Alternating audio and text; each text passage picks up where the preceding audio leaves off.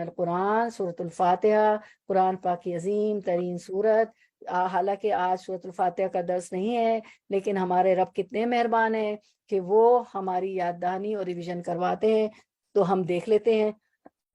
وَلَقَدْ آتَيْنَاكَ سَبْعًا مِّنَ الْمَثَانِي وَالْقُرْآنِ الْعَظِيمِ والقرآن العظیم، اور ہم نے محمد صلی اللہ علیہ وسلم تم کو 7 آیتیں جو نماز میں دہرا کر پڑھی جاتی، یعنی سورۃ الحمد، یعنی کہ سورۃ الفاتحہ اور عظمت والا قرآن عطا فرمایا ہے۔ نبی صلی اللہ علیہ وسلم، ایک حدیث مبارکہ ہے، اس میں ہم دیکھتے ہیں کہ نبی صلی اللہ علیہ وسلم نے، ابو سعید معلیٰ رضی اللہ عنہ نے بیان کیا کہ میں مسجد میں نماز پڑھ رہا تھا، رسول اللہ صلی اللہ علیہ وسلم نے مجھے اسی حالت میں بلایا، میں نے کوئی جواب نہیں دیا۔ پھر بعد میں نے حاضر ہو کر عرض کیا، یا رسول اللہ صلی اللہ علیہ وسلم میں نماز پڑھ رہا تھا، کیونکہ نماز پڑھ رہے تھے نا، تو انہوں نے جواب نہیں دیا اس صحابی نے۔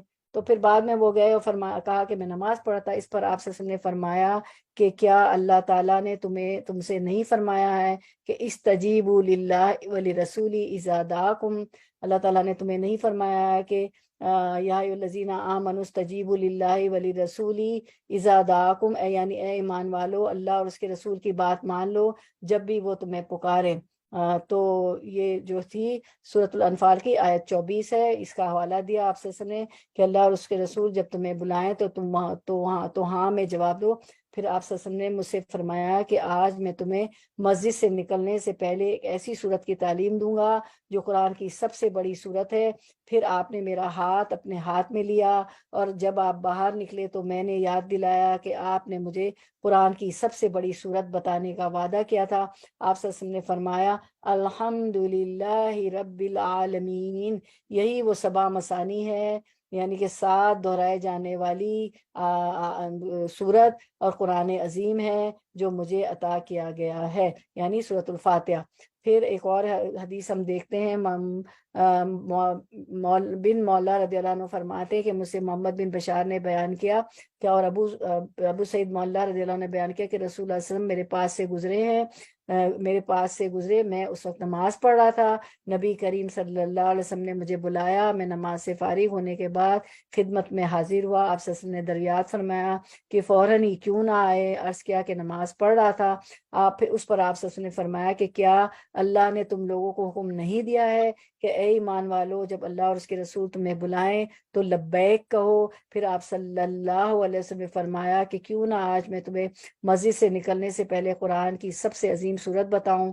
پھر آپ بتانے سے پہلے مسجد سے باہر تشریف لے جانے کے لیے اٹھے تو میں نے یہ بات یاد دلائی۔ آپ صلی اللہ علیہ وسلم نے فرمایا کہ سورۃ الفاتحہ الحمدللہ رب العالمین، یہی 7 مثانی بار بار دہرائے جانے والی صورت ہے، اور یہی قرآن عظیم ہے جو مجھے دیا گیا ہے۔ 7 مثانی ہے نا کہ ہم بار بار اس کو دہراتے ہیں ہر رکعت میں نماز کی۔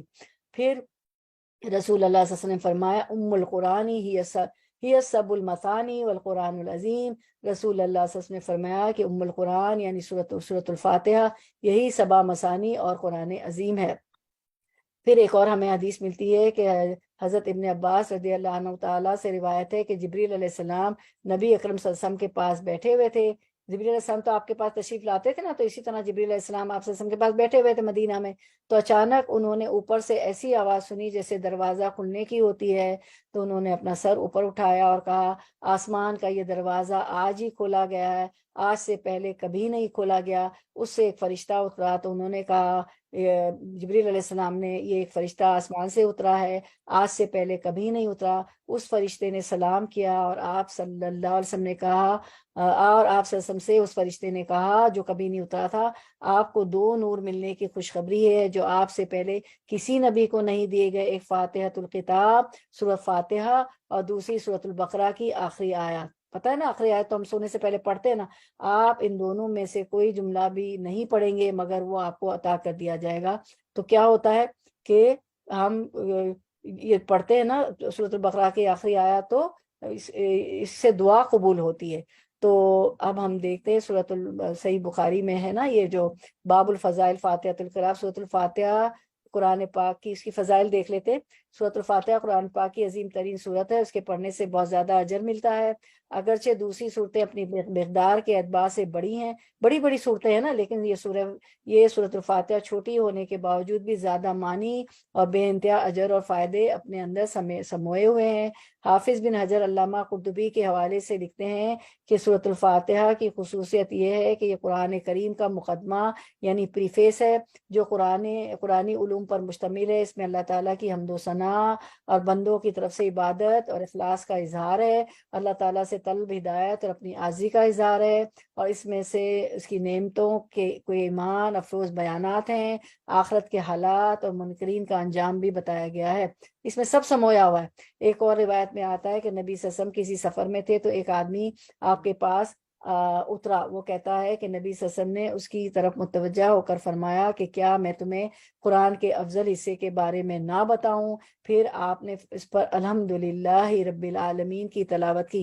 نبی صلی اللہ علیہ وسلم نے فرمایا اللہ عز و جل نے ام القرآن یعنی الفاتحہ جیسی صورت نہ تو تورات میں نازل کی اور نہ ہی انجیل میں، اور یہی سبا مثانی ہے، اور یہی سورہ میرے اور میرے